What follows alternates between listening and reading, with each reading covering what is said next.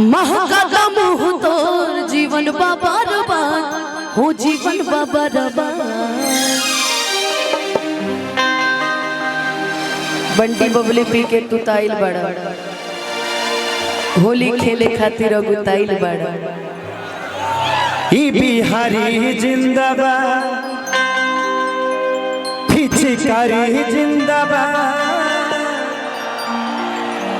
हे भतीजावा तोर मतारी जिंदाबाद। ये भी गाना प्रणव बिहारी और आकाश का ही किया हुआ है। चला बंटी बबली पी के तू ताइल बड़ा होली खेले खातिर अगुताइल बड़ा। महका मुँह तोर जीवन बाबा रबान हो जीवन बाबा रबान। तो हई बिहारी जिंदाबाद पिचकारी जिंदाबाद ए भतीजा तोर मतारी जिंदाबाद बिहारी जिंदाबाद पिचकारी जिंदाबाद ए भतीजा तोर मतारी जिंदाबाद।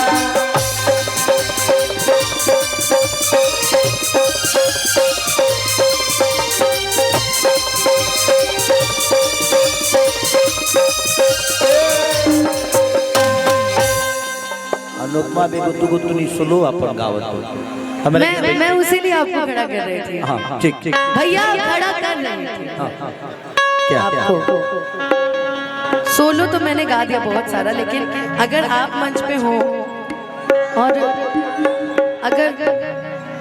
अगर आपके मुंह से मैं एक दो गीत ना सुनूं जिसके लिए मुझे जिसकी वजह से मुझे पहचान मिली तो फिर अच्छा नहीं लगेगा, है ना।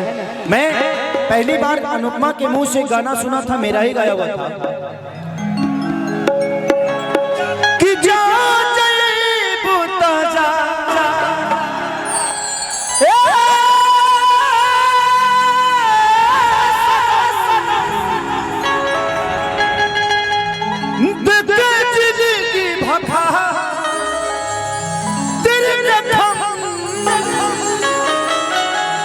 जनी सोचा हमारा बारे में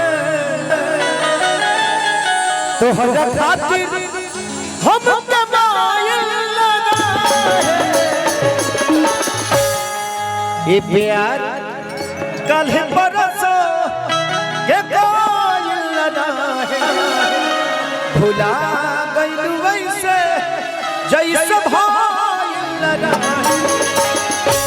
मैं किसी मंच पे सुना था अनुपमा को, मैं उस दिन समझा कि यार अनुपमा तो मेरे से भी प्यारी गाई है। कोई जरूरी नहीं कि जो गाना कोई गाता है उससे बेहतर कोई नहीं गा सकता।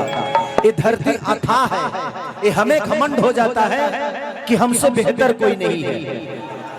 कभी अरिजीत सिंह को सुन के देखिए तो पता चलेगा कि आपकी औकात क्या है।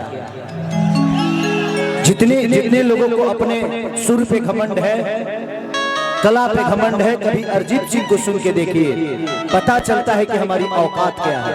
बट ठीक है, हम जितना में हैं आप सबके प्यार है। आप लोगों ने इसी आवाज और इसी संगीत से हमें नवाजा है, हमें प्यार दिया है, तो ठीक है चलता है। ये हमारी खुशनसीबी है कि हम ऐसे भी गा के आप सबके दिल पे राज कर लेते हैं यार।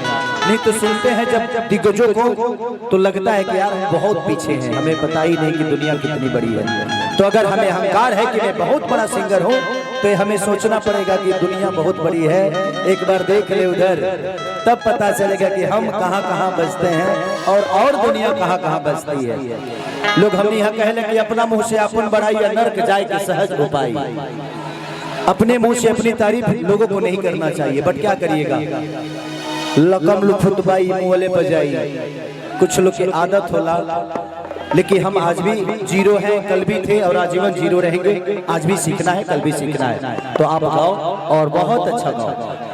थैंक यू बेटा।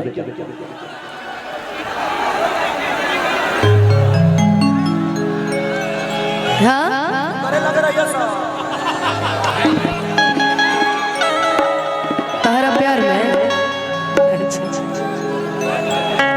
कि कवन कमी रहे